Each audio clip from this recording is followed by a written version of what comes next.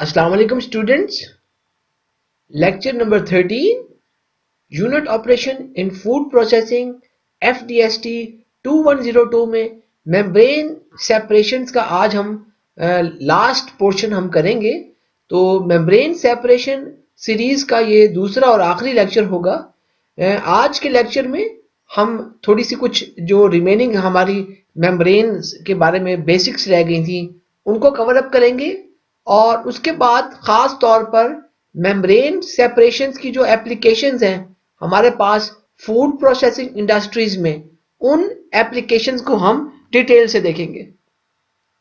तो एक और जो कॉमन मेम्ब्रेन कॉन्फ़िगरेशन है उसमें ट्यूबुलर मेम्ब्रेन्स होती है हमारे पास। तो बेसिकली जो ये ट्यूबुलर मेम्ब्रेन होती है ये एक shell and tube heat exchanger जैसी होती है। जरा इसकी तस्वीर देखिए आप लोग यहाँ पर कि आपके पास एक शेल है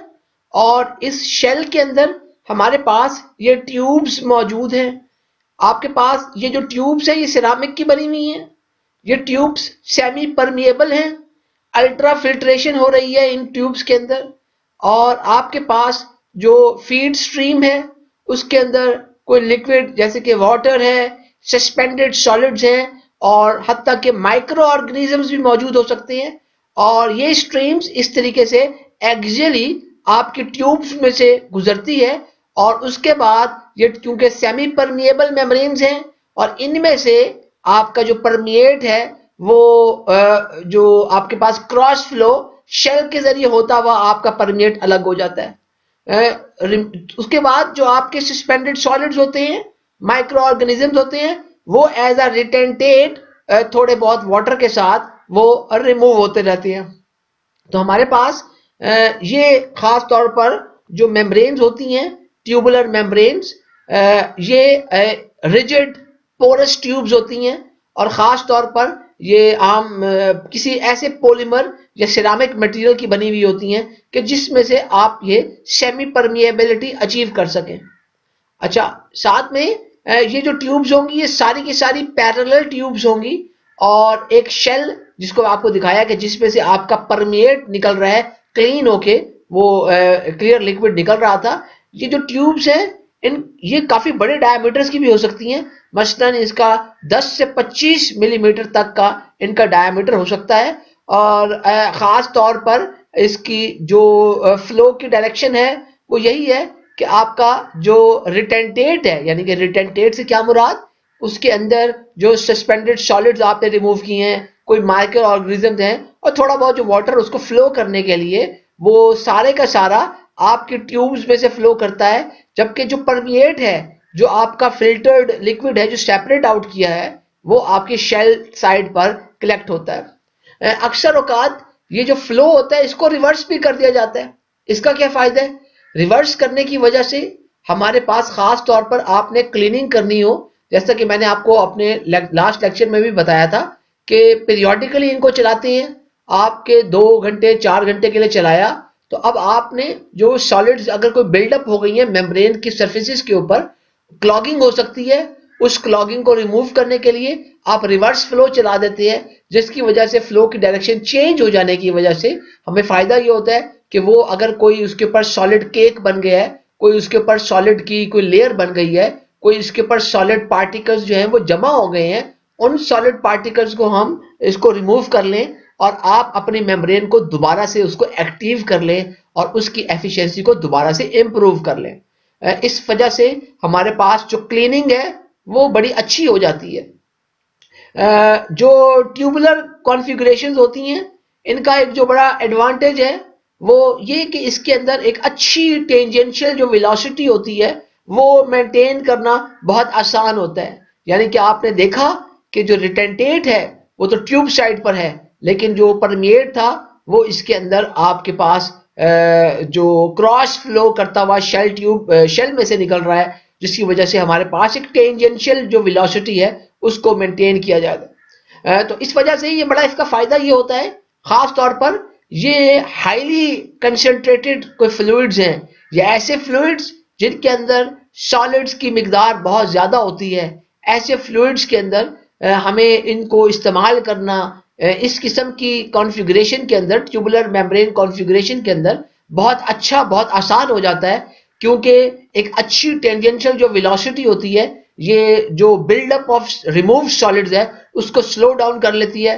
फिर क्योंकि ट्यूब्स का डायमीटर इतना बड़ा है कि वो आसानी से साफ हो जाती हैं, आप उनको इंस्पेक्ट भी कर सकते हैं, देख सकते हैं कि उसके अंदर कोई लीकेज तो नहीं है, कोई उसके अंदर कोई प्रॉब्लम तो नहीं आ गई, कोई इसके अंदर आपके पास कोई टूट फूट तो नहीं है, ताकि उसको रिप्लेस कर दिया जाए।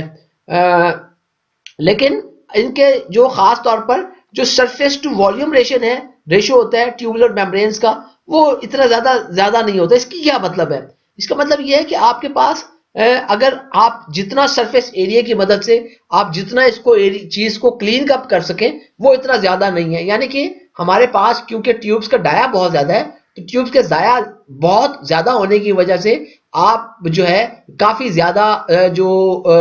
सेपरेशन है उसको पॉसिबल उसको आप नहीं कर सकते। इसके मुकाबले में हमारे पास ट्यूबुलर मेम्ब्रेन से मिलती जुलती एक हॉलो फाइबर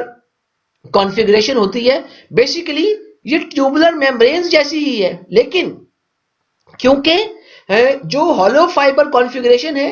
इसमें ट्यूब्स का जो डायामीटर है वो काफी कम होता है, जिसकी वजह से जो सरफेस टू वॉल्यूम रेशियो है वो बहुत ज्यादा है। इसकी वजह से आप हाई वॉल्यूम्स जो है उनको इजीली जो है आप सेपरेट कर सकते हैं, उनमें से सस्पेंडेड जो पार्टिकल्स है, सॉलिड्स हैं, उनको इजीली रिमूव कर सकते हैं। इसी तरह जो हॉलो फाइबर्स हैं मेम्ब्रेन हमारे पास, उनकी जो डायमीटर है वो इतना थिन होता है कि ऑलमोस्ट वो कैपिलरीज है, कैपिलरीज जैसे बहुत पतली पतली आपके पास कोई ट्यूब्स है वो कैपिलरी है, तो उसका 1 मिलीमीटर तक भी इसका जो है वो डायमीटर हो सकता है, और इसी वजह से इसको हॉलो फाइबर्स का नाम दिया जाता है। इनका जो छोटा डायमीटर है, जैसे अगर आप देखिए मूंगफली का जो दाना है उसका आपके पास जब छोटे आपका दाना होता है उसको तोड़ना बड़ा मुश्किल हो जाता है, तो इसी तरह जो इनका छोटा साइज है वो ट्यूब्स को बड़ी अच्छी स्ट्रेंथ प्रोवाइड करता है। एक अच्छी सी मैकेनिकल स्ट्रेंथ होने की वजह से वो आपको बाज औकात एक्सटर्नल कोई रिजिड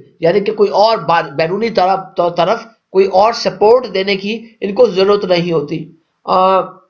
खास तौर पर जो फाइबर्स होती हैं आपके पास एक कलेक्टिवली इन फाइबर्स को, जैसे ये ट्यूब स्मॉल डायमीटर जो ट्यूब्स है इनको ल्यूमेंस भी कहते हैं, ये एक सुराखदार प्लेट्स के साथ आपस में इनको कनेक्ट होती हैं, और इसको फिर एक किसी वेसल के अंदर इनको डाल दिया जाता है। इनकी जो फ्लो डायरेक्शन है वो किसी भी तरफ से हो सकती है, तो इस वजह से हमारे पास जो आप इसको इजीली यूज कर सकते हैं। लेकिन प्रॉब्लम क्या है? प्रॉब्लम इसके अंदर हमारा जो सबसे ज्यादा है, इधर आप यहाँ देख सकते हैं कि ये एक हॉलो फाइबर कॉन्फ़िगरेशन है। हॉलो फाइबर ये बहुत थिन ट्यूब्स हैं, और लास्ट में अगर आप देखते हैं तो उसके मुकाबले में जो हमारे पास ये ट्यूबुलर मेम्ब्रेन थी उनकी ट्यूब्स का डायमीटर कितना बड़ा था। तो हमारे पास जो हॉलो फाइबर कॉन्फ़िगरेशन थी, हॉलो फाइबर कॉन्फ़िगरेशन के अंदर जो आपके पास लिक्विड, क्योंकि जब एंटर होगा ट्यूब्स के डायमीटर बहुत कम है, तो इस वजह से अगर आपका फूड मटेरियल के अंदर हाईली कंसंट्रेटेड है, उसके अंदर सॉलिड पार्टिकल्स की मिकदार बहुत ज्यादा है, तो उसकी वजह से हमारी ये जो मेम्ब्रेन्स हैं बहुत जल्दी चोक हो जाती हैं, बहुत जल्दी क्लॉग हो जाती हैं, तो इसकी एफिशिएंसी मुतासिर हो जाती है। लेकिन उसके मुकाबले में अगर आप गौर करें, क्योंकि आपके पास इतना ज्यादा मेम्ब्रेन एरिया है, क्योंकि ये छोटी छोटी ट्यूब्स हैं, जरा इधर देखिए, इसके मुकाबले में ये थोड़ी सी ट्यूब्स थी, ये थोड़ी सी ट्यूब्स का मतलब यह है कि कम ट्यूब्स हैं तो आपके पास कम सरफेस एरिया है, क्योंकि जितना ज्यादा सरफेस एरिया होगा आपकी जितनी ज्यादा ट्यूब्स होंगी, क्योंकि tubes are working as a membrane, तो उतनी ज्यादा आपकी जो सेपरेशन है वो फास्ट हो जाएगी। इस केस में यहां पर क्योंकि ट्यूब्स की जो तादाद है वो इंतहाई कम है, तो इंतहाई ज्यादा है, तो उसकी वजह से आपका जो सरफेस एरिया है इन मेम्ब्रेन सेपरेशन के लिए वो बहुत ज्यादा है, और बहुत ज्यादा वॉल्यूम आप यूज कर सकते हैं। नुकसान सिर्फ इसमें यही है कि हमारे पास जो खास तौर पर ऐसे लिक्विड्स जिनके अंदर बहुत ज्यादा आपके पास सॉलिड्स मौजूद हों, तो इसकी वजह से हमारे पास ये उसकी क्लॉगिंग हो जाएगी, और लो विस्कोसिटी जो फ्लूइड्स हैं उन्हीं को यूज किया जा सकता है, कि ऐसे फ्लूइड्स जिनकी विस्कोसिटी काफी लो हो ताकि आप उनको इजीली इसमें सेपरेट आउट करवा सकें। तो इसके अंदर भी बिल्कुल हमारे पास जो रिटेंटेट है वो इन हॉलो ट्यूब्स में से फ्लो करेगा, और जो परमिएट है, जो क्लियर लिक्विड है, वो सारे का सारा आपका यू शेल साइड में से होता हुआ एक्सियली वो फ्लो करेगा। तो मेम्ब्रेन जो कॉन्फ़िगरेशंस आप लोगों ने देखी, कुछ टाइप्स हमने आज देखी हैं, कुछ टाइप्स हमने अपने लास्ट लेक्चर में कवर अप की थी। तो मेम्ब्रेन जो कॉन्फ़िगरेशंस होती हैं, इनकी कुछ खास डिजायरेबल कैरेक्टरिस्टिक्स है जो हमें चाहिए। वो कैरेक्टरिस्टिक्स ही आपकी किसी भी मेम्ब्रेन कॉन्फ़िगरेशंस को अच्छा बनाती हैं और उनको फूड इंडस्ट्री के अंदर यूज करने के लिए आप उनको सिलेक्ट कर लेते हैं। मसलन वो कॉम्पैक्ट होनी चाहिए। तो कॉम्पैक्ट होने का मतलब ये है कि उनके आप इजीली उनको जो है मेम्ब्रेन सरफेस एरिया इतना लूज ना हो, क्योंकि आपने देखा हमें high surface to volume ratio चाहिए, तो वो इतनी कॉम्पैक्ट हो कि आप ज्यादा से ज्यादा मेम्ब्रेन सरफेस एरिया को कम से कम वॉल्यूम के अंदर एडजस्ट कर सके, क्योंकि आप चाहते हैं कि ज्यादा से ज्यादा सेपरेशन हो। तो इसीलिए कॉम्पैक्टनेस उसके मेम्ब्रेन सरफेस एरिया पर डिपेंड करेगी। ज्यादा से ज्यादा जब आप मेम्ब्रेन सरफेस एरिया कम से कम वॉल्यूम के अंदर, कम से कम उस चैम्बर के अंदर, कम से कम उस वेसल के अंदर जहां पर ये मेम्ब्रेन सेपरेशन हो रही है, अगर आप इंसर्ट कर लेते हैं, then you have achieved this compactness which will increase your overall efficiency, which will provide you a good permeate, which will provide you a continuous flow of a high amount of permeate। तो इसीलिए हम इसको compactness हमारे लिए बहुत important है। फिर देखिए हमारे पास जो मेम्ब्रेन्स हैं, उनके अंदर आप खास तौर पर अगर आपके पास टेंजेंशियल फ्लो है, यानी कि क्रॉस फ्लो है, जैसे अभी आपने देखा कि क्रॉस फ्लो में जो रिटेंटेट था वो एक्सियली फ्लो कर रहा था। मैं if I go back to this picture, ये जो आपका रिटेंटेट था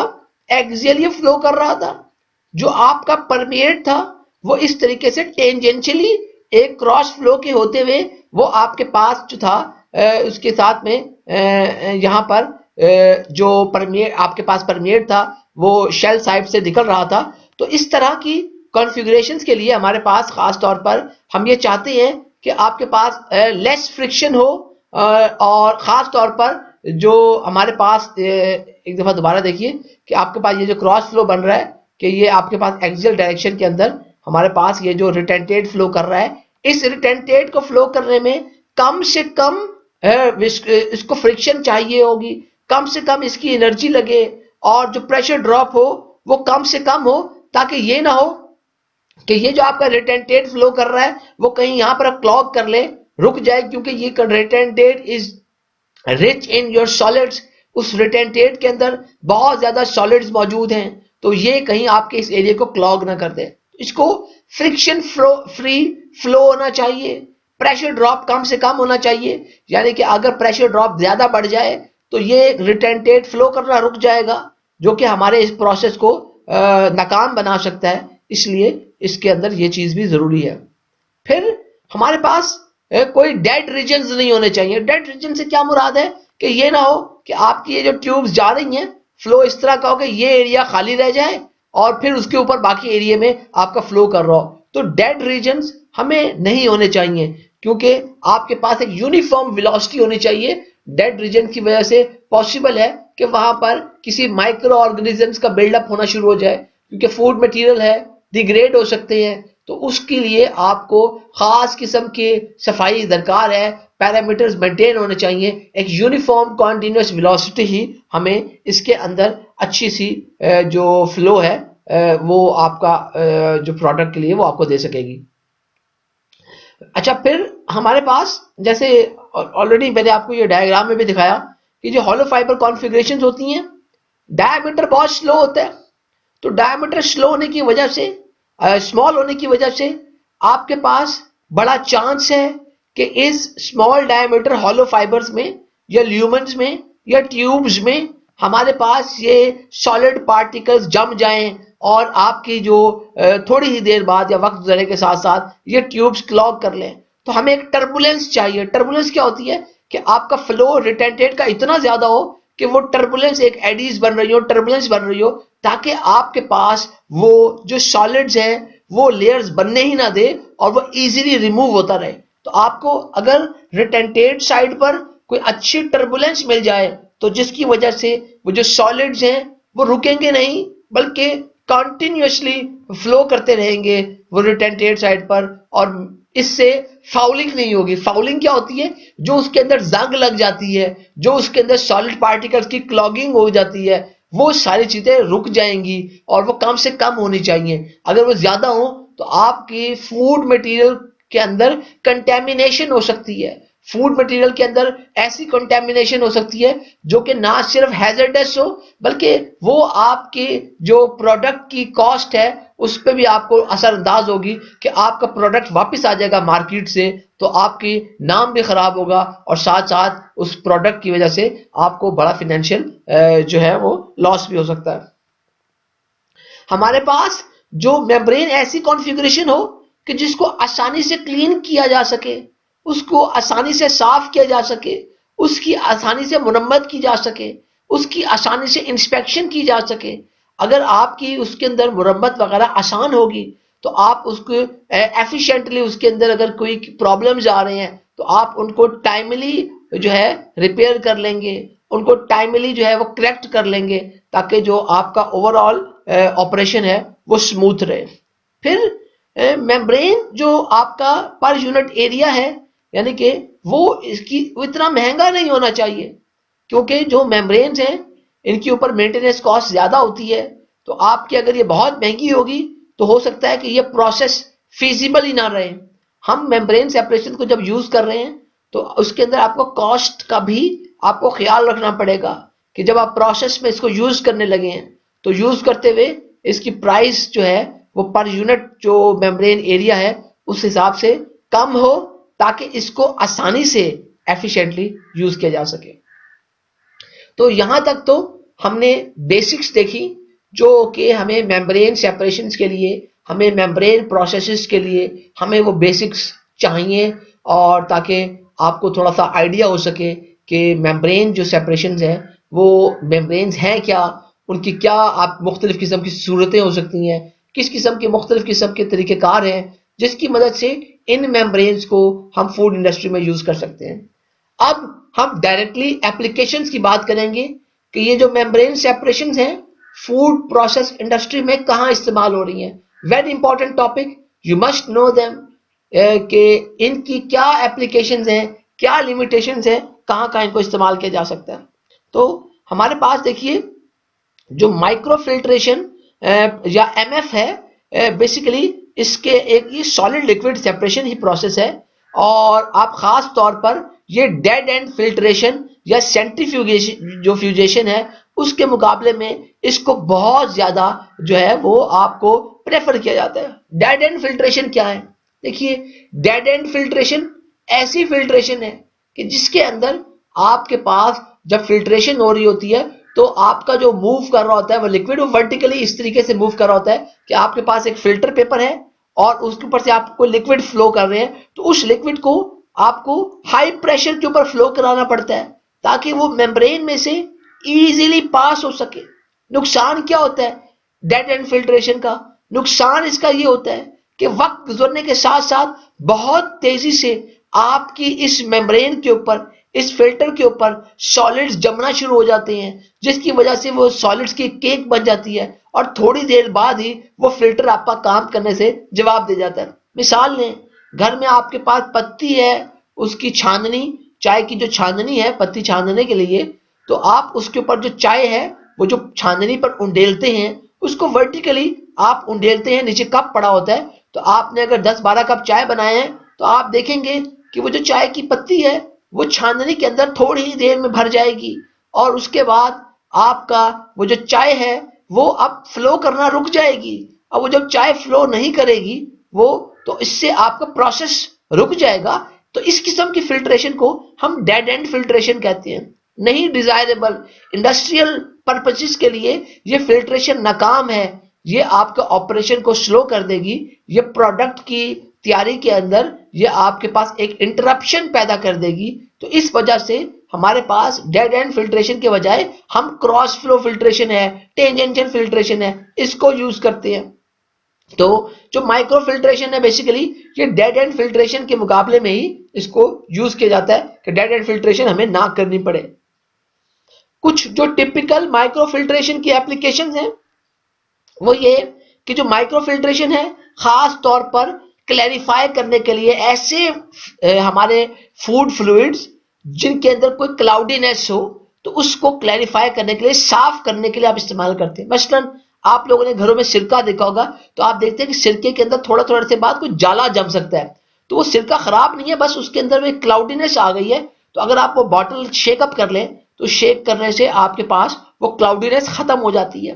तो क्योंकि वो जो क्लाउडीनेस देख के लोग उसकी जो क्वालिटी है उसके बारे में शुभात का इजहार कर सकते हैं। तो इसी तरह अगर आपके कुछ फूड मटेरियल है जिनकी क्लाउडीनेस है कोई उसके अंदर इस तरह की, तो उसको क्लैरिफाई करने के लिए हमारे पास जो माइक्रो फिल्ट्रेशन यानी कि एमएफ जो प्रोसेस है उसको बहुत अच्छी तरह से इस्तेमाल किया जा सकता है। जो हमारी मेम्ब्रेन्स हैं उन मेम्ब्रेन्स के अंदर आपके पास जो उनका साइज है, पोर साइज की मैं बात कर रहा हूं कि जिनमें से आपके पार्टिकल्स वो पास कर रहे हैं। तो खास तौर पर देखिए माइक्रो फिल्ट्रेशन के अंदर क्योंकि आपके पास जब वो 0.1 से 0.5 माइक्रोमीटर पोर्स होते हैं तो बेसिकली ये ऐसे पोर्स हैं कि जब वो आपको जो परमिएट प्रोवाइड करेंगे, परमिएट क्या है, फ्री ऑफ द सॉलिड्स, तो वो जो परमिएट होगा बेसिकली वो परमिएट उसके अंदर माइक्रो ऑर्गेनिजम्स ही मौजूद नहीं होंगे, क्योंकि 0.1 से 0.5 माइक्रोमीटर तक जब आप तक ले गए हैं तो उस वक्त माइक्रो ऑर्गेनिजम्स इन पोर्स में से फ्लो नहीं कर सकते, because the microorganisms has more larger size than 0.1 to 0.5 micrometre. तो इस वजह से आपकी जो फूड मटेरियल है आप उसको बहुत आसानी से माइक्रो ऑर्गेनिज्म से भी पाक कर सकते हैं just because of this filtration. जो माइक्रो फिल्ट्रेशन है उसको हम खास तौर पर जो बेवरेजेस आपकी जो इंडस्ट्री है जैसे सॉफ्ट बेवरेजेस जो बनाती है, तो ये सॉफ्ट ड्रिंक्स बनाने के लिए जो खास तौर पर वाटर को प्यूरिफाई किया जाता है तो उसके लिए वहां पर माइक्रो फिल्ट्रेशन जो है वो बड़ी जबरदस्त होती है, क्योंकि आप चाहते हैं कि बाद में आपने उस पानी के अंदर जो कोई कार्बोनेटेड वाटर वगैरह आपने डालना है, कोई शुगर वगैरह डालनी है, तो you have to make sure that this water is free from all possible microorganisms so that these microorganisms may not start degrading your soft drink after preparation। तो उस वजह से हमें खास तौर पर इसकी एप्लीकेशन है और माइक्रो फिल्ट्रेशन को जो सक्सेसफुली जो बेवरेज इंडस्ट्रीज है वो यूज कर रही है। तो अभी मैंने क्लैरिफिकेशन के बारे में आपको बताया था। इसी तरह कुछ टिपिकल फूड फ्लूइड्स है, मसलन फ्रूट जूसेस हैं जैसे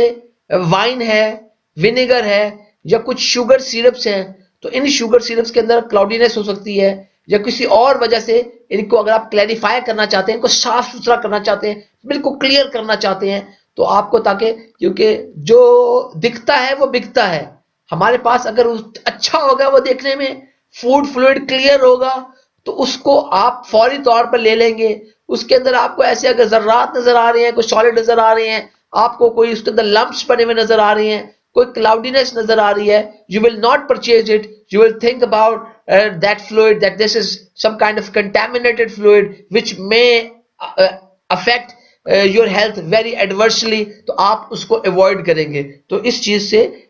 जो है करने के लिए हम खास तौर पर माइक्रो फ्लूइड्स,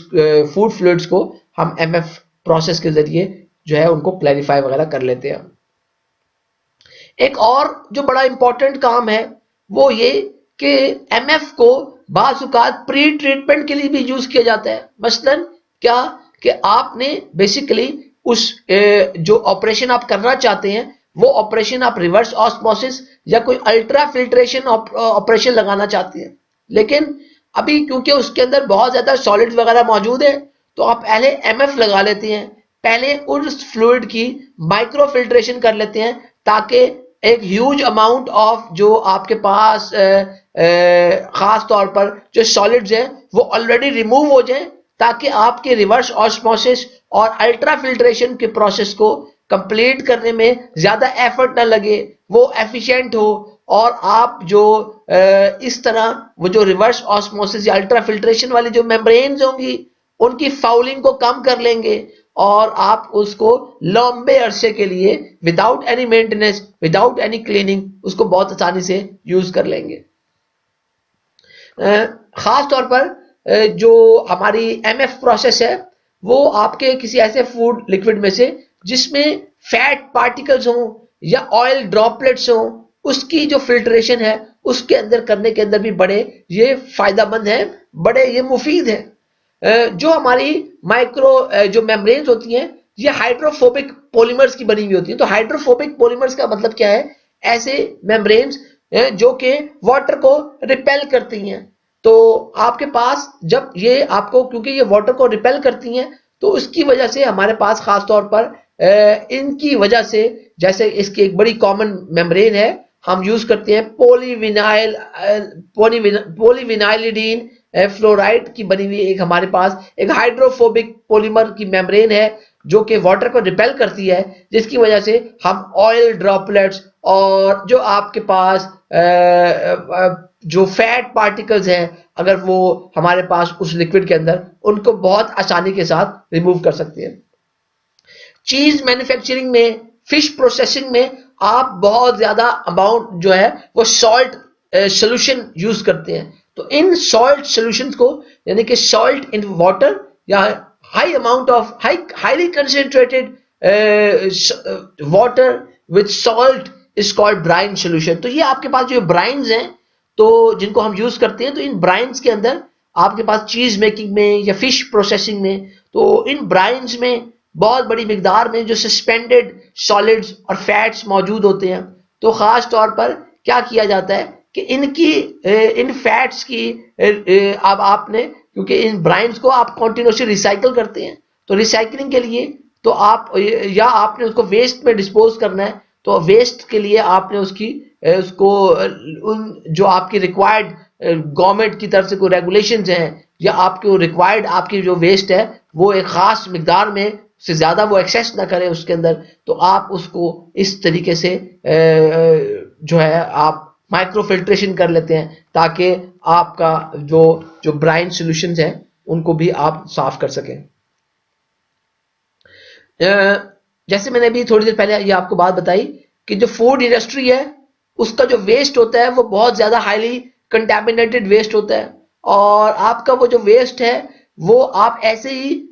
ओपन स्ट्रीम्स के अंदर, खुले पानी में, नदी नालों के अंदर आप उनको वेस्ट नहीं कर सकते, उसकी आपको कुछ ट्रीटमेंट करनी पड़ेगी। तो उसके लिए अक्सर औकात, क्योंकि जैसे आपने बताया कि उसके अंदर अभी हमने देखा कि ऐसी बहुत सारी चीजें मौजूद होती हैं कि जिनको आप इजीली रिमूव कर सकते हैं। तो जो एमएफ है वो एक बड़ा अच्छा स्टेप है कि आप उसकी पहले प्री फिल्ट्रेशन कर लेते हैं ताकि आप जब बाद में ट्रीटमेंट करें तो वो ट्रीटमेंट आसान हो। तो उसमें से वो प्री ट्रीटमेंट करके, आप प्री फिल्ट्रेशन करके वो बहुत ज्यादा आप उसमें से ऐसे सॉलिड्स वगैरह ऑलरेडी रिमूव कर लेते हैं ताकि डाउन स्ट्रीम पर बाद में जब आप उसकी फर्दर ट्रीटमेंट करें तो वो हमारी जो ट्रीटमेंट है वो काफी ज्यादा आसान हो। अच्छा जी, जैसे जैसे हमारे पास वक्त गुजरने के साथ साथ जो मेम्ब्रेन्स हैं वो इम्प्रूव होती जा रही हैं, अच्छी अच्छी मेम्ब्रेन्स आती जा रही हैं, तो हम खास तौर पर अल्ट्रा फिल्ट्रेशन है उसको भी फूड प्रोसेसिंग के अंदर बहुत अच्छी तरीके से इस्तेमाल कर रहे हैं। उसकी एक सबसे कॉमन जो एग्जांपल है वो pre concentration of milk for चीज मैन्युफैक्चरिंग। तो आप अपने मिल्क को प्री कंसेंट्रेट कर रहे हैं चीज बनाने के लिए। देखिए हमारे पास जो गाय का दूध है उसके अंदर टिपिकली तकरीबन 3.5% प्रोटीन, 4% फैट, 5% लैक्टोज, 0.7% इनऑर्गेनिक कुछ सॉल्ट्स मौजूद होते हैं। बाकी जो कुछ भी है वो मोस्टली वाटर है, वाटर ही है, और तकरीबन वो 87% के करीब वो वाटर बनता है। तो होता क्या है कि हमारे पास खास तौर पर चीज मेकिंग प्रोसेस के अंदर जो आप जो है मिल्क के अंदर जब आप उसके अंदर कोई फैट एडजस्टमेंट कर लेते हैं, मिल्क को पेस्चराइज कर लेते हैं, तो उसके बाद आप मिल्क को कोगुलेट करते हैं। कोगुलेशन कैसा एक प्रोसेस है? कोगुलेशन का एक ऐसा प्रोसेस जो फुटकरियां बनाने का अमल है कि मिल्क के अंदर फुटकरियां सी बन जाए आपकी, तो वो कोगुलेशन है। तो कोगुलेशन के लिए हम क्या करते हैं, कोई लैक्टिक एसिड की फर्मेंटेशन या कोई एंजाइमेटिक रिएक्शन कराते हैं। तो आप जैसे दूध को खट्टा लगाया जाता है तो खटाई के बाद वो दूध में फुटकियां सी बन जाती हैं। तो बेसिकली हम दूध को फाड़ने का अमल कर रहे हैं, कोगुलेट कर रहे हैं, ताकि उसमें से हमारे पास ये चीज बन सके। अच्छा, फिर जब हमारे पास ये खास तौर पर आपने जब उसके अंदर ये काम कर लिया, यानी कि दूध को फाड़ लिया, उसके अंदर टेम्परेचर को एडजस्ट कर लिया, तो उस वक्त हमारे पास जो फुटकियां सी होंगी, जो कोगुलेट मास होगा, वो बेसिकली कोई आपके पास एक कर्ड दही की शक्ल में, कोई सॉलिड पार्टिकल्स की शक्ल में वो उस लिक्विड के अंदर सस्पेंड हो जाएगा। तो वो जो लिक्विड के अंदर सस्पेंड होगा, हम उस लिक्विड को वे कहते हैं, जिसकी फर्दर आगे एप्लीकेशन हम देखेंगे। तो ये जो सॉलिड पार्टिकल्स हैं, जिसको हम कर्ड कह रहे हैं, दही कह रहे हैं, ये जो आपकी उसके अंदर जो मेजर पोर्शन है उसका मिल्क की प्रोटीन यानी कि जो कैसीन है, और खास तौर पर उसके अंदर जो फैट होता है वो मौजूद होता है। जबकि जो वे है बेसिकली वो एक डाइल्यूट एक्वस सॉल्यूशन होता है, जिसके अंदर लैक्टोज, मिनरल सॉल्ट्स या उसके अलावा हमारे पास कोई और मिल्क प्रोटीन्स जो कि कैसीन बेस्ड ना हो, मसलन उसके अंदर हमारे पास ये लैक्टोल्ब्यूमिन्स या लैक्टोग्लोबुलिन्स, ये इस किस्म की हमारे पास नॉन कैसीन मिल्क प्रोटीन्स वो भी उसके अंदर मौजूद होती हैं। तो हमारे पास अब ये दो चीजें हैं, एक कर्ड है और एक वे है। तो हम क्या करते हैं, कर्ड को खास तौर पर जो आपकी जिससे आप चीज बना रहे हैं, पनीर बना रहे हैं, तो कर्ड की फर्दर आप ट्रीटमेंट करते हैं, क्योरिंग करते हैं, जिसके नतीजे में हम बहुत मुख्तलिफ किस्म की जो पनीर है वो बना सकते हैं। तो आपके पास ये जो वे है, जिसके अंदर हमने देखा कि ये एक डाइल्यूट एक्वस सॉल्यूशन है, जिसमें लैक्टोज, मिनरल सॉल्ट्स और नॉन कैसीन मिल्क प्रोटीन्स हैं, इसका जो वॉल्यूम है ये बहुत ज्यादा होता है। इसकी जो वेस्ट डिस्पोजल है वो बहुत प्रॉब्लमेटिक है,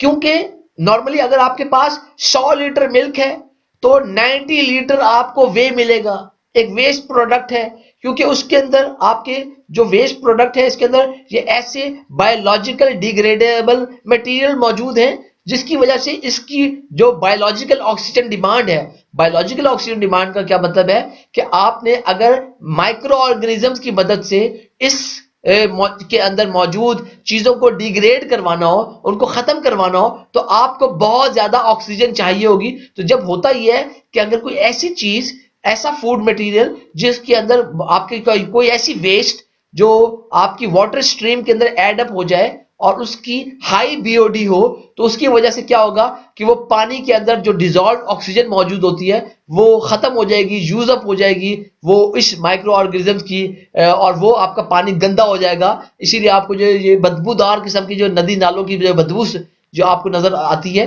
वो इसी वजह से होती है कि वो आपके पास पानी जहरीला हो जाएगा, उसके अंदर कोई ऑक्सीजन मौजूद नहीं रहेगी। तो इस वजह से हमारे पास इसकी जो ट्रीटमेंट है वो बड़ी जरूरी है। तो जो हमारे पास जो खास तौर पर वे हैं, उसकी ट्रीटमेंट करने के लिए हम क्या करते हैं कि शुरू में एक प्री ट्रीटमेंट कर लेते हैं मिल्क की।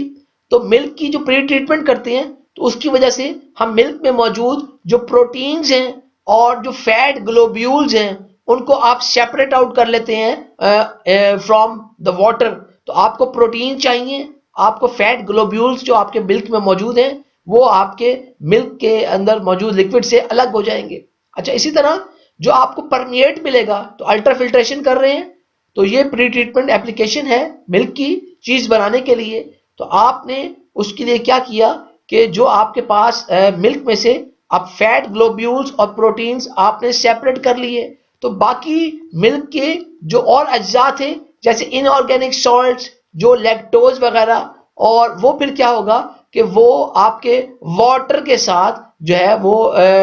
जो है आपके पास थोड़ा बहुत आपके साथ वो एक परमिएट की शक्ल में वो रिमूव हो जाएंगे। अच्छा, अब आपके पास जो रिटेंटेट बचा है, तो रिटेंटेट में क्या था, रिटेंटेट के अंदर हमारे पास वो फैट ग्लोब्यूल्स और प्रोटीन्स वगैरह मौजूद थे, और खास तौर पर ये जो रिटेंटेट है ये एक कंसंट्रेटेड मिल्क है, जिसके अंदर कम मिकदार में लैक्टोज और कम और उसके अंदर मिनरल कंटेंट, लेस मिनरल्स उसके अंदर मौजूद है। तो अगर अब आप क्या चाहते हैं, आप कहेंगे नहीं भाई हमें इसमें से मजीद लैक्टोज, यानी कि अगर आपके पास लैक्टोज फ्री मिल्क, यानी कि आपने कभी कभार सुना होगा कि यार इसको फलाने आदमी को दूध हजम नहीं होता, तो दूध ना हजम होने की जो वजह है वो है लैक्टोज इंटॉलरेंस। तो हमारे यहाँ क्या होता है कि अक्सर ऐसे लोग कि आपके पास जिनके अंदर ये हमारे पास जब आपके अगर, क्योंकि जब हमारे पास ये लैक्टोज जो शुगर है तो इस शुगर को वो हजम नहीं कर सकते, तो क्योंकि उनके अंदर जो एक हमारी बॉडीज अगर उनकी बॉडीज के अंदर वो लैक्टेज एंजाइम मौजूद ना हो, वो लैक्टेज एंजाइम क्या करता है कि लैक्टोज को ब्रेक डाउन कर देता है और उसको, ताकि आपके पास वो ग्लूकोज और सुक्रोज वगैरह के अंदर ब्रेक डाउन कर देता है आपकी मिल्क शुगर को। तो वो अगर ना कर सके तो उसकी वजह से दूध उनको हजम नहीं होता। तो इसी वजह से जो लैक्टोज फ्री मिल्क होता है उसके अंदर ये आर्टिफिशियली ये लैक्टेज एंजाइम ऐड कर दिया जाता है, जो कि मिल्क के अंदर मौजूद नेचुरल जो लैक्टोज होती है, नेचुरल लैक्टोज को ब्रेक डाउन कर लेता है और उसको फिर आप इस्तेमाल में कर सकते हैं। तो इसका ये फायदा होता है कि अक्सर पाकिस्तान में हम लोग इसका ख्याल नहीं करते, बस वैसे ही कहते हैं यार बच्चे का उसको आप दूध चेंज कर दो या इस तरह कर दो, लेकिन ये बड़ी पॉसिबल है कि उस किसी को अगर जो दूध हजम नहीं हो रहा तो उसकी वजह उसके लैक्टोज इंटॉलरेंस है। ट्रेडिशनली जो हमारे ईस्ट एशियन कंट्रीज हैं जैसे कि चाइना जो ट्रेडिशनली वो एक ऐसी पॉपुलेशन है कि जिनकी मेजॉरिटी जो है वो लैक्टोज इनटॉलरेंट है। मोस्टली जो हमारे पास लैक्टोज को टॉलरेट करने वाली जो कौमें हैं वो जो सर्द ममालिक हैं, नॉर्थ की तरफ रहने वाले जैसे यूरोपियंस हैं या नॉर्थ अमेरिका वगैरह के जो लोग हैं, वो मोस्टली लैक्टोज को इजीली टॉलरेट कर लेते हैं।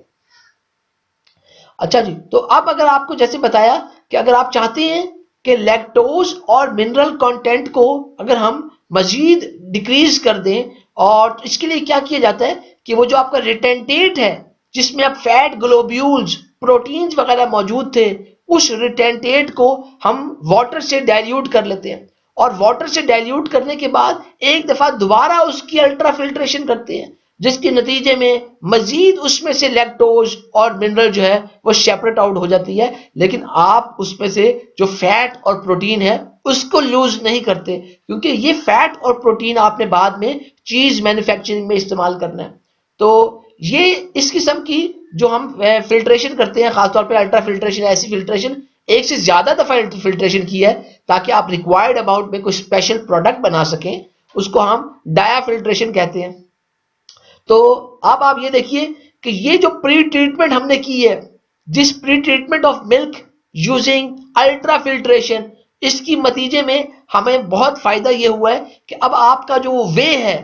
वो जो WHEY जो वे था, उसके अंदर अब जो है हमारे पास वो वेस्ट मटेरियल ऐसा कम से कम है जिसकी BOD कम है, आप उसको आसानी से डिस्पोज कर सकते हैं, उसको वेस्ट कर सकते हैं। तो हम प्री ट्रीटमेंट जो प्री कंसंट्रेशन करती हैं, प्री कंसंट्रेशन जो मिल्क की करते हैं खास तौर पर जो चीज बनाने के लिए, तो जो आप ये प्रोसेस करते हैं तो आपके पास जो खास तौर पर जो सॉफ्ट चीजेस होते हैं तो उनके लिए हमारे पास ultrafiltration is a very good technique और उसको हम बहुत इफेक्टिवली यूज कर रहे हैं। अच्छा, इसके अलावा हमारे पास जो वे है, आपने अभी देखा कि हमारे पास वे है तो ऑब्वियसली कुछ प्रोटीन्स भी आपकी वे में चली जाती हैं, तो हम उन प्रोटीन्स को भी कंसंट्रेट कर सकते हैं वे की मदद से। तो जो वे है उसके अंदर आपके पास वो जो नॉन कैसीन बेस्ड प्रोटीन्स थी, तो वो उसके अंदर वो प्रोटीन्स मौजूद होती हैं। तो इसके अलावा इन नॉन कैसीन प्रोटीन्स के अलावा उसके अंदर आपके पास कुछ और लैक्टोज, कुछ मिनरल सॉल्ट्स वगैरह भी मौजूद होते हैं। तो जब आप खाली वे की हम जब अल्ट्रा फिल्ट्रेशन करते हैं तो बेसिकली हमें उस अल्ट्रा फिल्ट्रेशन के बाद एक वैल्यूएबल प्रोटीन कंसंट्रेट मिलता है एज अ रिटेंटेट। तो हमारे पास एक बड़ा अलग से प्रोटीन मिल जाएगी एज अ रिटेंटेट, और जो हमारे पास एक परमिएट आएगा वो परमिएट अब एक प्रोटीन फ्री परमिएट होगा जिसके अंदर सिर्फ लैक्टोज और मिनरल्स मौजूद होंगे। तो अगर आप इस जो रिटेंटेट है जिसके अंदर हमारे पास अब वो नॉन केसीन प्रोटीन्स आ गई थी, जो एक प्रोटीन कंसंट्रेट मिला था, इसको अगर हम फर्दर कंसंट्रेट करना चाहें तो हम ये आसानी से कर सकते हैं। आप इवेपोरेशन इसकी कर लें या आप इसको स्प्रे ड्राइंग कर लें इसकी। तो हम ये ड्राइंग और इवेपोरेशन में पढ़ चुके हैं, तो उसकी मदद से ये जो रिटेंटेट है ये मजीद कंसंट्रेट हो जाएगा। इसका जो प्रोटीन कंसंट्रेट था ये मजीद गाढ़ा हो जाएगा। और देखिए खास तौर पर ये जो आप कंसंट्रेट कर लेंगे जो वे प्रोटीन्स, इनको कहां इस्तेमाल किया जाता है? इन प्रोटीन्स को फिर आप चीज मेकिंग में अलग से इस्तेमाल करते हैं, या आप उसको और मुख्तलिफ किस्म के फूड मटेरियल के अंदर जो आप कहते हैं ना प्रोटीन ऐड किए गए हैं, तो उन जहां जहां आपको प्रोटीन्स चाहिए वहां पर आप उनको फूड मटेरियल के अंदर बहुत ज्यादा उनको ऐड अप कर सकते हैं। इसी तरह जो हेल्थ कॉन्शियस प्रोडक्ट हैं जैसे ये प्रोटीन शेक्स हैं, ये बॉडी बिल्डर वगैरह जो इस तरह की चीजें इस्तेमाल कर रहे हैं, तो वहां पर भी आप जो है उन ऐसे प्रोडक्ट्स के अंदर भी ये प्रोटीन इस्तेमाल कर सकते हैं। और इस तरह आपने एक जो वेस्ट में जो चीज जा रही थी उसको रिकवर कर लिया है, आपने अपनी ओवरऑल एफिशिएंसी जो है वो इंप्रूव कर ली है। जो अल्ट्रा फिल्ट्रेशन है उसको हम जो प्लांट प्रोटीन एक्सट्रैक्ट्स हैं, यानी कि आप देखिए अगर आप किसी पौधे में से कोई एक्सट्रैक्ट करते हैं, कोई अर्क निकालते हैं, तो उसमें कोई जो प्रोटीन होती है तो उसकी फ्रैक्शनेशन आप करते हैं, उसकी कोई डिस्टिलेशन वगैरह करते हैं, तो उसकी वजह से भी उसके अंदर भी हमारे पास ये खास तौर पर अल्ट्रा फिल्ट्रेशन को बहुत ज्यादा इस्तेमाल किया जा रहा है। तो हमारे पास जो जो पौधों के अंदर से कोई प्रोटीन है, अर्क निकल रहा है, उन अर्क में से जो प्रोटीन है देखिए उसको हम सेपरेट करने के लिए और कंसंट्रेट करने के लिए अल्ट्रा फिल्ट्रेशन को बहुत अच्छी तरीके से यूज कर रहे हैं।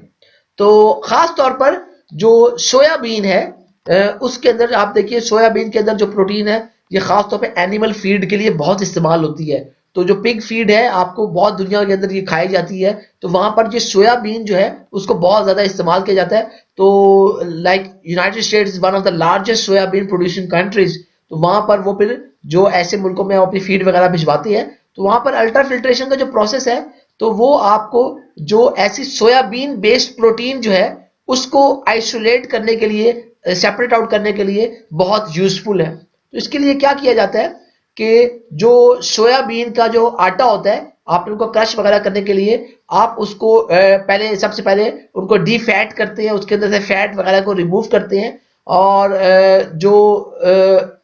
उसके बाद आपके पास वो जो डीफैटेड जो आपके पास सोया फ्लोर होगा उसको वाटर की मदद से हाई पीएच के ऊपर एक्सट्रैक्ट कर लेते हैं। फिर ये जो आपके पास एक्वस एक एक्सट्रैक्ट आया है उसके अंदर से इसको फिर हम यूएफ या अल्ट्रा फिल्ट्रेशन की मदद से कंसंट्रेट करते हैं। तो इस कंसंट्रेशन और सेपरेशन के नतीजे में हमारे पास जो शुगर या लो मॉलिक्यूलर वेट सॉल्यूट होते हैं वो आपके पास जो है डाइल्यूशन और अल्ट्रा फिल्ट्रेशन के नतीजे में मोस्टली रिमूव हो जाते हैं, और आपके पास एक प्यूरिफाइड, एक कंसंट्रेटेड सोया प्रोटीन आ जाती है जिसको आप फर्दर फिर प्रोसेसिंग के लिए यूज कर सकते हैं, उसको as additive in food materials या उसको as additive for animal feed, उसको फिर बाद में आप उसको प्रोवाइड कर सकते हैं। अल्ट्रा फिल्ट्रेशन को जेलेटिन की मेकिंग के लिए भी इस्तेमाल किया जाता है। तो देखिए जेलेटिन के अंदर हमें अक्सर इवेपोरेटिव कंसंट्रेशन करना पड़ती है, लेकिन अगर आप इवेपोरेटिव कंसंट्रेशन से बचना चाहते हैं तो फिर जेलेटिन के अंदर हम उसको प्रोड्यूस करने के लिए बेसिकली जो है आप उसकी इवेपोरेटिव कंसंट्रेशन के बजाय अल्ट्रा फिल्ट्रेशन भी यूज करके जो जेलेटिन है उसको प्रोड्यूस किया जा सकता है। इसी तरह जो रिवर्स ऑस्मोसिस और नैनो फिल्ट्रेशन है उनकी भी फूड इंडस्ट्री के अंदर बहुत ज्यादा अच्छी एप्लीकेशंस हैं। मसलन जो सबसे ज्यादा आपके पास जो वो यूज की जा रही हैं, मसलन वाटर डिसैलिनेशन या आपके पास जो है वो वाटर रिमूवल है, उसके लिए इसको बहुत ज्यादा इस्तेमाल किया जा रहा है। तो बेसिकली देखिए जो वाटर डिसैलिनेशन है वो ये कि आप पानी में से जो नमकियात हैं उनको सेपरेट कर रहे हैं। तो ये रिवर्स ऑस्मोसिस की सबसे पहली एप्लीकेशन थी जिसके लिए इस प्रोसेस को लॉन्च किया गया था कि वाटर के अंदर से सॉल्ट्स को रिमूव किया जाए। आज भी जो आरओ है, आरओ टेक्नोलॉजी है, ये सबसे ज्यादा इसका इस्तेमाल है वाटर डिसैलिनेशन के लिए। तो जो आरओ या एनएफ जो प्रोसेसेस हैं, इनको हम वेस्ट वाटर ट्रीटमेंट के लिए भी यूज करते हैं। खास तौर पर जो फूड इंडस्ट्री का जो वेस्ट वाटर है उसकी फर्दर पहले इनिशियल ट्रीटमेंट के लिए या वाटर सॉफ्टनिंग के लिए कि वाटर में से हम जो है खास तौर पर आप उसके अंदर से कोई जो हार्ड मटेरियल हैं, जो कैल्शियम मैग्नीशियम के जो सॉल्ट्स वगैरह हैं, उनको इजीली रिमूव कर लें, वाटर सॉफ्ट हो जाए ताकि उसको आप फर्दर अपने प्रोडक्ट्स के लिए यूज कर सके। इसके लिए भी इसको यूज किया जाता है। तो इसके अलावा हम आरओ और एनएफ को फूड इंडस्ट्री के अंदर जो खास तौर पर आप जो लिक्विड फूड्स हैं उनको कंसंट्रेट करने के लिए भी इस्तेमाल करते हैं, यानी कि ऐसे लिक्विड फूड्स जो कि हीट सेंसिटिव हो। अब आप उनकी इवेपोरेशन नहीं कर सकते तो आप उनकी क्या करते हैं कि उनके आरओ या एनएफ प्रोसेस यूज कर लेंगे, जिसकी वजह से उसके अंदर से वाटर निकल जाएगा और वो फूड मटेरियल आपका कंसंट्रेट हो जाएगा। तो ये भी एक तरीकेकार है। उसके साथ साथ हम आरओ और एनएफ को कुछ और मकासद के लिए भी यूज करते हैं। मसलन देखिए कि जिस तरह आप लोगों ने ये शहद का नाम देखा हुआ है, तो हमारे पास एक मैपल सिरप भी होता है। ये हमारे मुल्कों में ये मैपल के ट्रीज नहीं है। ये जो मैपल है एक दरख्त है, ये बेसिकली नॉर्थ अमेरिका में, अमेरिका और कनाडा में बहुत ज्यादा पाया जाता है। तो अमरीकी जो है वो पैन केक सुबह नाश्ते में बड़ा पसंद करते हैं। तो पैन केक्स के साथ वो फिर जो है आपके ये मैपल सिरप है उसको बहुत ज्यादा पसंद करते हैं। तो जो मैपल सिरप होता है, तो इस तरह के चीजों को की प्रोडक्शन के अंदर भी जो रिवर्स ऑस्मोसिस है वो बहुत ज्यादा इस्तेमाल किया जाता है। तो देखिए हमारे पास खास तौर पर जब आप आरओ की मदद से कोई फूड मटेरियल है उनको कंसंट्रेट कर रहे हो, तो वो सिर्फ आप ऐसे फूड मटेरियल्स को कंसंट्रेट कर सकते हैं जिनका ऑस्मोटिक प्रेशर लो हो, जिनकी विस्कोसिटी लो हो। तो इसीलिए आरओ को हम खास तौर पर प्री कंसंट्रेशन प्रोसेस के तौर पर यूज करते हैं। मसलन आप क्या करते हैं, इनिशियली आप आरओ की मदद से आप अपने जो ह्यूज वॉल्यूम है आप उसको कम कर लेंगे, उसको कंसंट्रेट कर लेंगे। फिर जो फाइनल आपने कंसंट्रेशन करनी है वो आप इवेपोरेशन की मदद से करेंगे, क्योंकि जैसे जैसे वो आपका फूड मटेरियल वो कंसंट्रेट होता जाएगा, उसका ऑस्मोटिक प्रेशर बढ़ता जाएगा, उसकी विस्कोसिटी बढ़ती जाएगी। तो जैसे ही ऑस्मोटिक प्रेशर बढ़ेगा, विस्कोसिटी बढ़ेगी, जो आरओ का प्रोसेस है वो आप फर्दर यूज नहीं कर पाएंगे। इसकी जरा मिसाल देखते हैं। जैसे आपको मैंने बताया था, अभी मैपल सिरप का बताया था, तो मैपल सिरप की जो प्री कंसंट्रेशन है वो आरओ की मदद से बड़ी सक्सेसफुली की जाती है। तो बेसिकली हमारे पास जो मैपल ट्री है उसमें से इसको जब निकाला जाता है मैपल वाटर को, तो बेसिकली इस मैपल वाटर के अंदर ये आपके पास एक डाइल्यूटेड सोल्यूशन है, और इस डाइल्यूटेड सोल्यूशन के अंदर ऑन एवरेज तकरीबन 2.5% सॉल्युबल सोल्यूट्स होते हैं। अब क्योंकि इसके सोल्यूट्स बड़े कम हैं, इस सोल्यूशन की जो ऑस्मोटिक प्रेशर है वो बड़ा कम है। इस सॉल्यूशंस के फिर जब आपने मैपल सिरप बनाना है तो फिर इस सैप को या आपके पास वो जो अर्क निकला है दरख्त में से उसको कंसंट्रेट किया जाता है। तो आप कंसंट्रेट इस तरीके से करते हैं कि आप उसको जो है ऑलमोस्ट 66 से 68% तक आप उसको लेके जाते हैं, यानी कि शुरू में 2.5% सॉल्युबल सॉलिड्स है। अब आप इसकी कंसंट्रेशन को 66 से 68% तक आपने इसको लेके जाना है। तो इस प्रोसेस में क्या किया जाता है कि अगर आपने जो है 100 kg जो आपके पास वो अर्क आया हुआ था, जो मैपल सैप था, मैपल के दरख्त से जो आपने अर्क कशीद किया था, उसमें से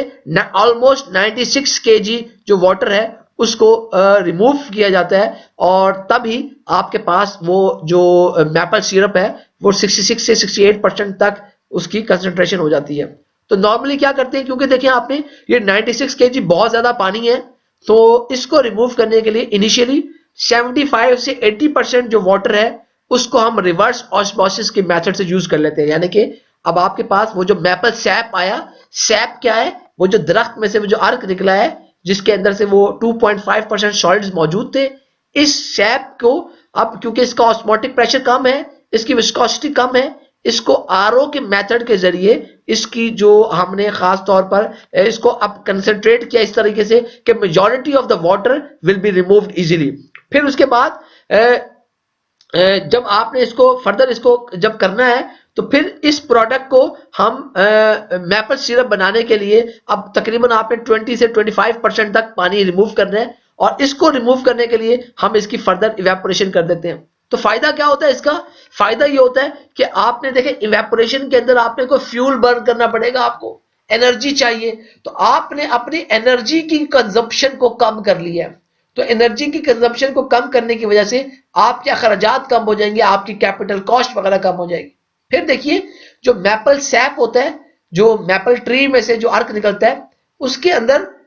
खास तौर पर टेम्परेचर वो हाईली टॉलरेंट है, यानी कि उसको हाई टेम्परेचर तक आप उसको इस्तेमाल करा सकते हैं, उसके टेम्परेचर को उसको यूज कर सकते हैं। तो फिर आप इसीलिए जो आरओ प्रोसेस है आप क्या करते हैं कि जब वो कर रहे होते हैं मैपल सैप की जो आप प्री कंसंट्रेशन कर रहे होते हैं, तो उसके अंदर आप ये नॉर्मली 80 डिग्री सी पर आप या उससे भी ज्यादा टेम्परेचर पर करते हैं, जिसकी वजह से जो मैपल सैप की जो फिल्ट्रेशन है, जो प्यूरिफिकेशन जो कंसंट्रेशन है, वो बड़ी हाई रेट पर होती है। और खास तौर पर जो माइक्रोबियल कोई उसके अंदर जो एक्टिविटी है उसको भी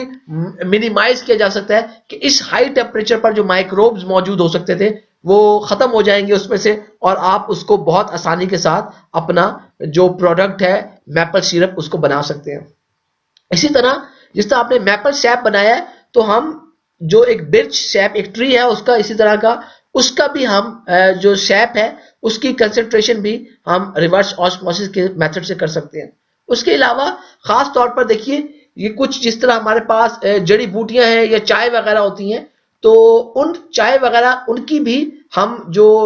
अगर उनका कोई डाइल्यूट सोल्यूशन हो तो उनकी भी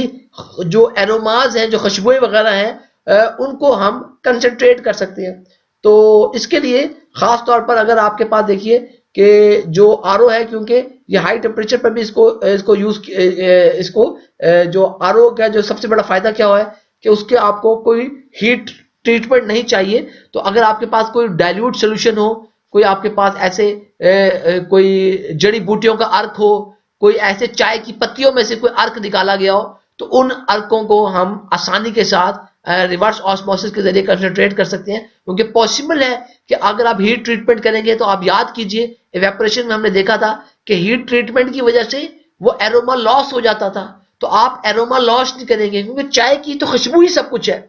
तो चाय की अगर खुशबू नहीं होंगे तो आप कहेंगे ये चाय 2 नंबर है। तो हम इसलिए विदाउट यूजिंग द हीट हम अपने प्रोडक्ट की क्वालिटी को इंप्रूव कर सकते हैं बहुत आसानी से आरओ के जरिए। अच्छा जी, फ्रूट और वेजिटेबल जो जूसेस हैं इनको भी आरओ की मदद से कंसंट्रेट किया जा सकता है। मिसाल के तौर पर देखिए आपके पास जैसे एप्पल है जूस है, या उसके अलावा सिट्रस फ्रूट्स का जूस है, टमाटो पाइनएप्पल जूसेस है, इन सब को हम आसानी के साथ आरओ प्रोसेस के जरिए कंसंट्रेट कर सकते हैं। जो टमाटो जूस है उस टमाटो जूस के जरिए जो आपके पास नॉर्मली हमारे पास देखिए कि इसकी जो इनिशियल कंसंट्रेशन होती है बड़ी कम होती है, यानी कि जो टमाटो जूस होता है उसकी इनिशियल कंसंट्रेशन ऑलमोस्ट 4 to 5% तक होती है। तो आप अब क्या करते हैं कि उस जो फायदा ये है कि जो टमाटो जूस होता है तो ये हाई टेम्परेचर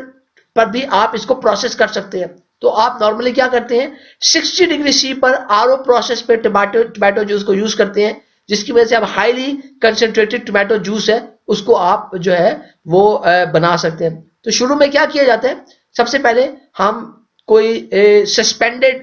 पार्टिकल्स है उनको एमएफ के जरिए क्लैरिफाई कर लेते हैं, यानी कि सस्पेंडेड पार्टिकल्स को इनिशियली एमएफ प्रोसेस के जरिए फिर आप क्लियर कर लेते हैं, क्लीन कर लेते हैं। क्लैरिफाई, अब आपके पास जो क्लैरिफाइड आपके पास एक क्लियर जो फिल्ट्रेट आएगा जिसको हम सीरम कह रहे हैं, उसको फिर आप आरओ के जरिए आप कंसंट्रेट कर दिया जाएगा। तो बाज़ औक़ात क्या किया जाता है कि जो आपने पल्प रिमूव किया होगा, जो आपके पास रिटेंटेट आएगा, उस रिटेंटेट को बाज़ औक़ात आरओ कंसंट्रेट के अंदर दोबारा ऐड अप कर दिया जाता है ताकि मजीद खुशबू आ जाए, मजीद कोई क्लाउडीनेस आ जाए, depending upon if you need that product. एक चीज इसका बड़ा फायदा क्या है, बड़ा फायदा ये है क्योंकि ऑलरेडी आपको पता है मेलार्ड ब्राउनिंग हम देख चुके हैं, इवेपोरेशन के नतीजे में हमारे पास जो इवन मॉडरेट टेम्परेचर जो चेंजेस होती हैं वो ब्राउनिंग कर देती हैं, कोई थर्मल डैमेज कर देती हैं, एरोमा लॉस हो जाता है, फ्लेवर लॉस हो जाता है। इन तमाम चीजों से हम बच सकते हैं अगर हम आरओ प्रोसेस यूज कर लें, तो हम इसको बहुत अच्छी तरीके से इस्तेमाल कर सकते हैं। इसके अलावा देखिए हम होल मिल्क, स्किम मिल्क और वे, इन सब की कंसेंट्रेशन कर सकते हैं आरओ के जरिए। तो होल मिल्क क्या है, जो आपका गाय भैंस का जो फ्रेश मिल्क आपका है, ये होल मिल्क है। इसके अंदर कुछ किसी किस्म की कोई क्रीम रिमूव नहीं की, आपने कुछ रिमूव नहीं किया, ये होल मिल्क है। उसके मुकाबले में हमारे पास जो स्किम मिल्क, यानी कि ऐसा मिल्क जिसमें से आप फैट रिमूव कर दें, क्रीम निकाल लें, उसको स्किम मिल्क कह रहे हैं। तो इस किस्म के जो हमारे पास होल मिल्क या स्किम मिल्क या वे है, उसकी कंसंट्रेशन करने के लिए रिवर्स ऑस्मोसिस को बहुत अच्छी तरीके से इस्तेमाल किया जा सकता है। तो अगर आपने मिसाल के तौर पर देखिए हम आरओ कंसंट्रेटेड अगर हॉल जो है जो जो आरओ कंसंट्रेटेड होल मिल्क है, उसको दही बनाने के लिए, पनीर बनाने के लिए, आइसक्रीम बनाने के लिए बड़ा इफेक्टिवली यूज किया जाता है। मिल्क की और दूसरे डेयरी प्रोडक्ट्स की प्री कंसंट्रेशन हम आरओ की मदद से बहुत अच्छी तरीके से कर लेते हैं, और बाद में जो फाइनल प्रोडक्ट है उसकी आप इवेपोरेटिव कोई कंसंट्रेशन कर लेंगे, उसकी इवेपोरेटिव कोई ड्राइंग कर लेंगे, ताकि आपकी जो ओवरऑल कॉस्ट है उसको मिनिमाइज कर लिया जाए, ओवरऑल कॉस्ट को मैक्सिमम रिड्यूस कर लिया जाए। और ऐसा अभी इंडस्ट्रियली तो कम ही है, लेकिन कुछ कंपनीज इस पे भी काम कर रही हैं कि जो हमारे पास अगर लिक्विड एग्स हैं उनको भी आरओ के जरिए कंसंट्रेट कर लिया जाए, और यानी कि एग का जो आपके पास लिक्विड प्रोडक्ट है उसको भी आप इस तरीके से कंसंट्रेट कर लिया जाए, तो ये भी इस पे भी काम चल रहा है। एक जो और आरओ का बड़ा एडवांटेज है वो अल्कोहलिक बेवरेजेस के अंदर है। तो जैसे मिसाल के तौर पर अल्कोहलिक बेवरेजेस में बियर, वाइन या दूसरी किस्म की हमारे पास अल्कोहलिक बेवरेजेस मौजूद होती हैं, जिनको आरओ के जरिए हम जो है बेसिकली उनको उनकी कंसंट्रेशन वगैरह को बड़ा चेंज कर सकते हैं। मिसाल के तौर पर क्या है कि आपके पास जो हमारे पास एथनॉल है, और उसको जब आरओ की जो मेम्ब्रेन्स होती हैं, आरओ मेम्ब्रेन्स का जो मॉलिक्यूलर वेट होता है वो जो आरओ मेम्ब्रेन्स का मॉलिक्यूलर वेट भी कम होता है, और उसके बाद जो है हाइड्रोफिलिक उनकी नेचर है, और उसकी वजह से आपके पास जो एथनॉल होता है वो पार्शियली हमारी मेम्ब्रेन्स जो है वो रिजेक्ट कर देती है। पार्शियली रिजेक्ट करने का क्या मतलब होता है कि आपके पास सारे के सारे एथनॉल रिमूव नहीं होगा, बल्कि कुछ एथनॉल रिमूव हो जाएगा, कुछ आपके उस जो हमारे पास परमिएट है उसके साथ वो चला जाएगा। तो क्या होगा कि खास तौर पर अगर आपने ऐसी अल्कोहल बनानी है कि जिसकी अंदर अल्कोहल कंटेंट कम हो, जैसे नॉर्मली जो विस्की है वो 40% तक उसके अंदर अल्कोहल कंटेंट होता है, लेकिन जो बियर वगैरह होती है, beer depending upon the countries उसके अंदर 4%, 2%, 1% या 0.5% वाली बियर भी आपकी मौजूद हो सकती है, जिसके अंदर अल्कोहल कंटेंट कम से कम हो, ताकि लोगों वगैरह को नशा ना हो सके। तो इस वजह से खास तौर पर ये इस किस्म के अल्कोहलिक बेवरेजेस बनाने के लिए अंदर जिनके अंदर अल्कोहल की कंटेंट को कम कर दिया जाए, तो उसके लिए हम ये आरओ का मेथड यूज कर सकते हैं। तो बेसिकली क्या होता है कि अगर आपने वाइन है या कोई बियर है, आप उसको आरओ प्रोसेस से कर रहे हैं, तो फिर क्या होगा कि कुछ जो एथनॉल होगी वो तो परमिएट में चली जाएगी, लेकिन जो बाकी एथनॉल होगी मेजॉरिटी, वो जो दूसरे सल्यूट्स होंगे, जो दूसरे आपके पास होंगे, एरोमाज वगैरह के अंदर होंगे, उनके साथ वो रह जाएगी। फिर क्या होगा, वो रिटेंटेट में मौजूद होगी। अब आपके पास जो परमिएट के अंदर हमारे पास जो अल्कोहल और वाटर मौजूद है उसको आप सेपरेट आउट कर लेंगे डिस्टिलेशन के जरिए जो है, और जो है उनको रिकवर भी कर लेंगे। उसके बाद अब अगर आप फर्दर उस रिटेंटेट को वाटर की मदद से जो है, जो आपने रिकवर किया वाटर, उसकी मदद से अगर आप डाइल्यूट करें, तो आपके पास एक ऐसा बेवरेज मिलेगा जिसके अंदर वही फुल खुशबू होगी, एरोमा उसका वही, अल्कोहलिक एरोमा उसका वही कुछ होगा, लेकिन उसके अंदर जो अल्कोहल कंटेंट है वो उसके अंदर रिड्यूस हो जाएगी। तो इसी वजह से हमारे पास जो ये हम इस किस्म के जो रिकवर्ड अल्कोहल जो है आपके पास आप बना रहे हैं, तो अगर आप उसके साथ साथ जो आप चाहते हैं कि आप कोई इंक्रीज्ड अल्कोहल कंटेंट का अगर आप कोई ड्रिंक बेचना चाहते हैं, तो उसके अंदर आपके पास वो जो रिटेंटेट आया था, तो रिटेंटेट और उसके अंदर अगर आपके अंदर जो अल्कोहलिक जो ओरिजिनल आपके पास वो रिटेंटेट जो था उसके अंदर जो आपने रिकवर किया अल्कोहल वो सारी ऐड कर देंगे, तो आप अल्कोहल कंटेंट बढ़ा भी सकती हैं। तो एक जो है एक जर्मन एक ड्रिंक था, उसको अपसेंट कहते थे, तो वो जो है तकरीबन 100% उसकी वो अल्कोहलिक कंटेंट था, यानी कि 100% प्योर होता था। तो वो इस किस्म की जो ड्रिंक्स हैं उनको भी आसानी से बनाया जा सकता है। तो फायदा क्या होता है इसका सारे प्रोसेस का? इसका फायदा ये होता है क्योंकि आपने कोई एडल्ट्रेशन नहीं की, आपने कोई मिलावट नहीं की। मिलावट क्या होती है कि आपने को खुद से कोई पानी वगैरह नहीं मिलाया, बल्कि इस सारे प्रोसेस के अंदर आपने वही जो अल्कोहल में से जो अल्कोहल और पानी निकला था उसी को आपने यूज किया है, और उसी की मदद से आपने एक रिक्वायर्ड अमाउंट में आपने अल्कोहल की कंसेंट्रेशन चेंज कर ली है। तो इसी वजह से इसको बहुत ज्यादा इस्तेमाल किया जा रहा है। इसके अलावा देखिए जो ग्रेप्स होते हैं, तो ग्रेप्स को जब आपने इसमें से आपने वाइन वगैरह बनानी है, तो इससे पहले ये ग्रेप्स को जब पीसा जाता है तो क्रश किया जाता है, तो उस वक्त इसके अंदर सीड्स भी मौजूद होंगे, ग्रेप्स की स्किन वगैरह भी मौजूद होगी। इस सारी चीज को हम कहते हैं ये ग्रेप मस्ट। ये एक मस्ट है, MUST मस्ट इसका नाम है। जो वो आपके पास वो जो पिसा हुआ आपके पास सारे वो जो ग्रेप्स मौजूद है, और वाइन इंडस्ट्री के अंदर इनकी ग्रेप्स मस्ट की कंसेंट्रेशन करने के लिए भी हम RO प्रोसेस को बहुत ज्यादा यूज करते हैं। इसके अलावा हमारे पास जो RO और NF जो प्रोसेस है उनको खास तौर पर शुगर केन जो आपके पास देखिए हमारे पास अगर आप कोई लीन जूसेस बनाना चाहते हैं, ऐसे जूसेस जिनके अंदर मिसाल के तौर पर शुगर कंटेंट कम हो, तो आप अगर आपने जो है क्योंकि अगर आपके पास जो है हम शुगर मेकिंग के अंदर भी हम इसको RO NF को हम यूज कर सकते हैं। तो क्योंकि जब आपके पास अगर लेट से कि अगर आपके पास जो शुगर केन जूस था या आपके पास बीट शुगर का जो जूस था उसके अंदर शुगर कंटेंट कम से कम है। अगर नॉर्मली रहींदिया खान के अंदर तो आपके पास तकरीबन 11, 12, 13% तक भी शुगर कंटेंट चला जाता है, लेकिन अपर पंजाब में वहां पर शुगर कंटेंट 4, 5% तक वो रहता है। तो इस तरह के जो थिन जूसेस हो, तो वहां पर जिनके अंदर शुगर कंटेंट कम हो, उनको आपने उनकी मदद उनमें से जब आपने शुगर वगैरह बनानी है तो उनको कंसंट्रेट करने के लिए भी RO और जो NF जो फिल्ट्रेशन है वो बड़ी जबरदस्त आप उसको यूज कर सकते हैं। अच्छा जी, इसके साथ साथ हमारे पास जो आपके पास देखिए जो इवेपोरेटर्स में से मिसाल के तौर पर हमारे पास वो जो कंडेंसेट आपको मिलता है, वो बेसिकली उन कंडेंसेट्स के अंदर मिसाल के तौर पर क्या बात कर रहे हैं कि जो हम इवेपोरेट्स जब आपने इवेपोरेटर के अंदर से जो आपके वेपर्स हैं उन वेपर्स को आपने कंडेंस किया, तो उस कंडेंसेट की बात कर रहा हूं। तो वो कंडेंस प्योरली वाटर नहीं होता,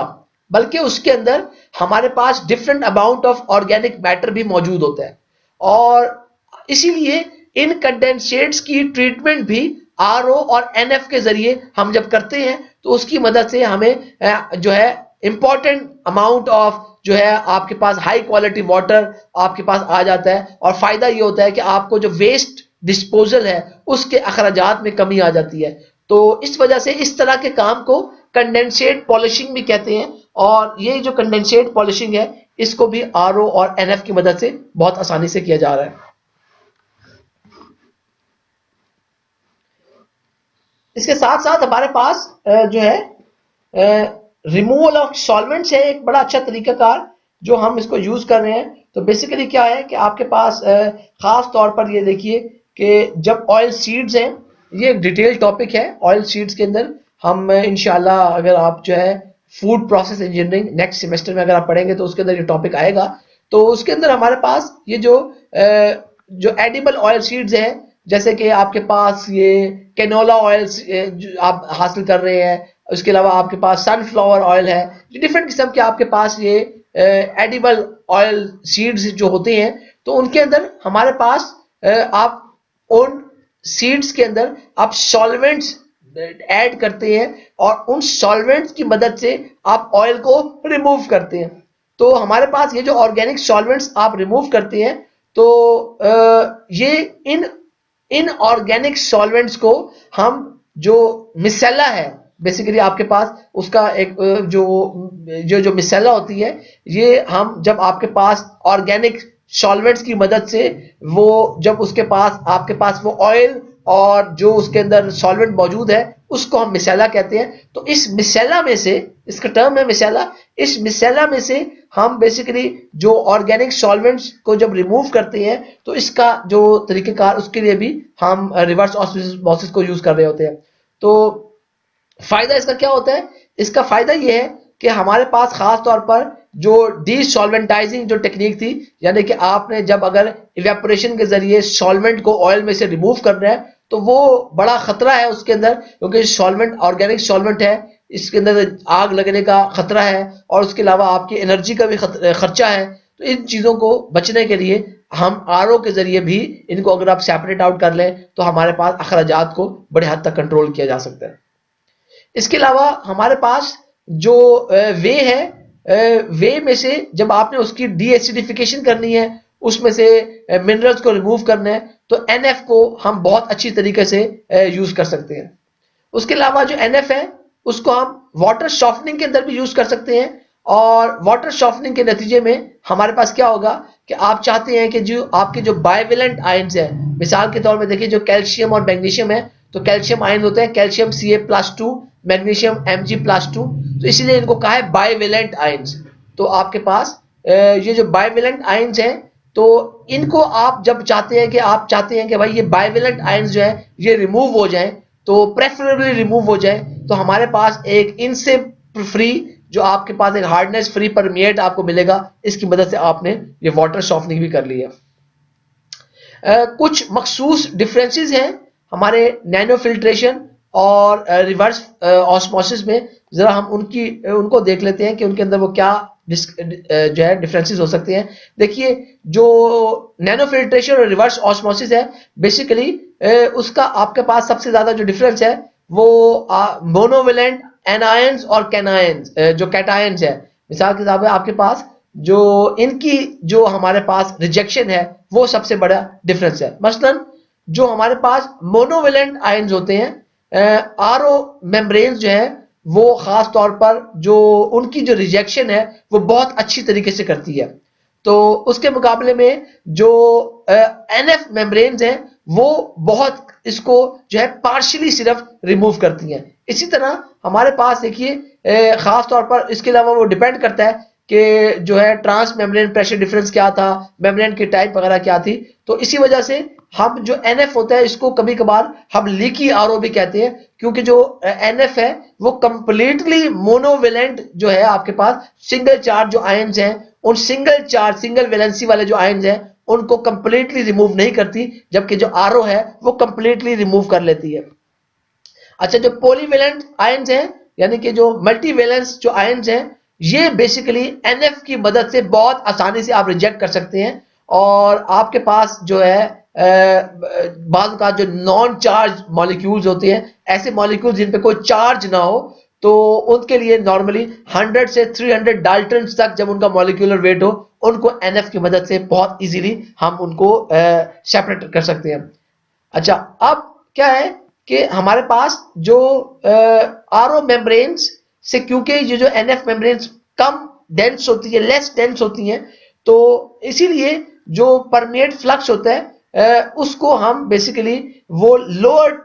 जो है आपके पास ट्रांस मेम्ब्रेन प्रेशर डिफरेंस के ऊपर भी हासिल कर सकते हैं। अच्छा, अब क्या होगा कि कुछ मोनोवेलेंट आयंस ऐसे होते हैं जो कि मेम्ब्रेन में से पास कर जाते हैं कि अगर आपके पास जो है ऑस्मोटिक प्रेशर डिफरेंस जो है वो कम हो, तो इसी वजह से हमारे पास जो फ्लूइड्स जिनके मिनरल सॉल्ट्स कम हो, उन ऐसे फ्लूइड्स की ट्रीटमेंट के लिए ये बड़ी इंपॉर्टेंट है कि हम इस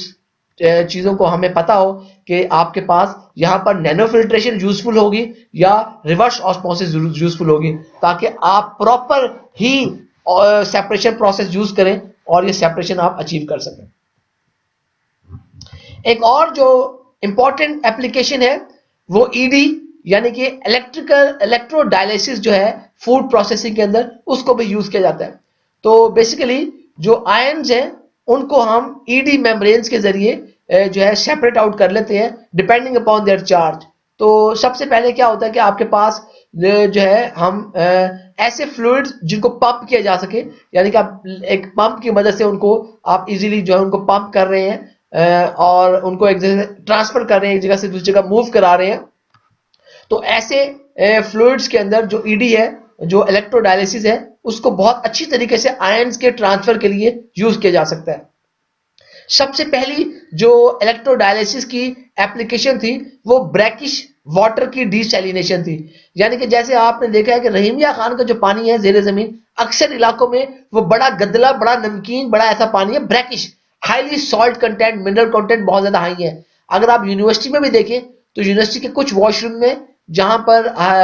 आपके पास रिवर्स ऑस्मोसिस वाला आरओ प्लांट से पानी नहीं आ रहा, तो वहां पर उस पानी के अंदर वो इतना ज्यादा नमकीन होता है कि आप उसको यूज नहीं कर सकते। और तो उस पानी को अगर आप कुली वगैरह करें तो आपको फील होता है कि कितना सॉल्टेड है। तो अगर आप में से अगर ये मस्जिद में, यूनिवर्सिटी की जो मस्जिद है उसके आपने वजू वाली जगह पे आपने देखा हो तो वहां पर वो पानी आप देख सकते हैं कि इतना हाईली वो उसके अंदर सॉल्ट कंटेंट्स मौजूद है कि वजू करते हुए अक्सर जो है वो लोगों को जो है उसको शिकायत ही रहती है कि ये जो पानी है उनको चुभ रहा है। तो ये इस किस्म की ब्रैकिश वाटर को डिसैलिनेट करने के लिए जो ईडी है, इलेक्ट्रोडायलिसिस है, उसको बहुत ज्यादा सबसे पहले यूज किया गया।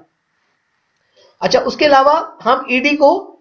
डीसॉल्टिंग, डीमिनरलाइजिंग, डीएसिडिफिकेशन या आपकी एसिडिफिकेशन भी करनी हो तो लिक्विड फूड्स के लिए हम इनको यूज कर सकते हैं। उसके अलावा खास तौर पर जो देखिए कि हमारे पास बाज़ औक़ात ऐसा कि अगर लेट से कुछ ऐसे हमारे पास फ्रूट जूसेस हो जो बहुत ज्यादा खट्टे हो, मिसाल के तौर पर जो पाइनएप्पल है उसका जूस बहुत खट्टा होता है, तो इस किस्म के जो जूसेस हो ताकि आप उनकी खटाई को कम करना चाहते हैं, आप चाहते हैं कि ये खट्टापन कम हो जाए ताकि उसको बेचा जा सके, तो फिर उस वक्त पार्शियल डीएसिडिफिकेशन करने के लिए जो इलेक्ट्रोडायलिसिस है उसको बहुत अच्छी तरीके से यूज किया जा सकता है। इसी तरह हमारे पास देखिए कि आपके पास अगर हमने प्रेसिपिटेशन करनी हो एसिड की, मिसाल के तौर पर सिट्रिक एसिड या मैलिक एसिड है या कैल्शियम सॉल्ट है, इनकी आपने करनी हो तो हम उनको भी आसानी के साथ इसी मेथड के जरिए कर सकते हैं। तो क्या होता है कि आप नॉर्मली एड्सॉर्प्शन करा लेते हैं उनको जो है in the form of an anion exchanger, और उसकी वजह से हमारे पास फायदा क्या होता है कि आपको केमिकल्स ऐड नहीं करने पड़ते।